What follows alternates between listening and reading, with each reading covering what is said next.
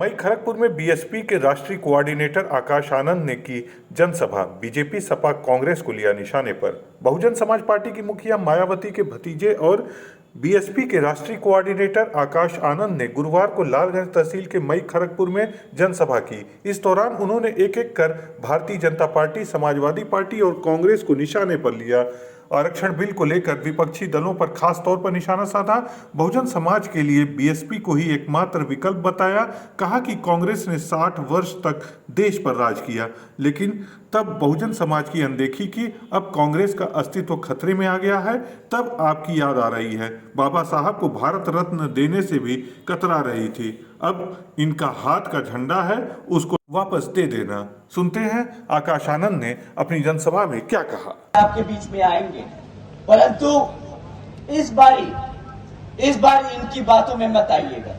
साथियों, जिस समाज ने इनको एक तरफा वोट डाला, पिछले विधानसभा चुनाव में जिस समाज ने इनको एक तरफा वोट डाला, पिछले 2.5 सालों में उस समाज पर इतना अत्याचार हुआ है और इनके मुंह से एक चू नहीं निकली है। बताइए साथियों, सही है कि गलत?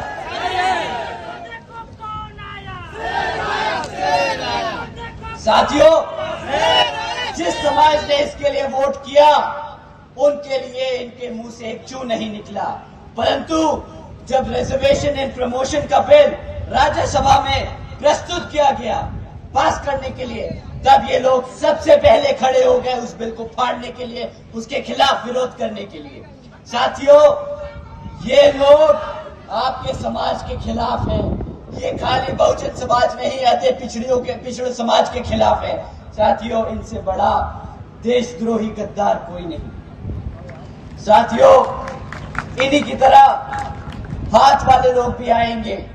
कांग्रेस पार्टी भी आप लोगों के बीच में आएगी और बोलेगी, हम भी बहुजन समाज के लोगों को, SC, ST, OBC व पिछड़े समाज के लोगों को रिजर्वेशन देने का काम करेंगे। परंतु साथियों, इनसे बस एक सवाल करिएगा कि पिछले 60 साल से आप केंद्र की सरकार में आसीन थे, तब कहा गया ये SC, ST का बिल? तब कहा गया आरक्षण हमारे समाज के लिए?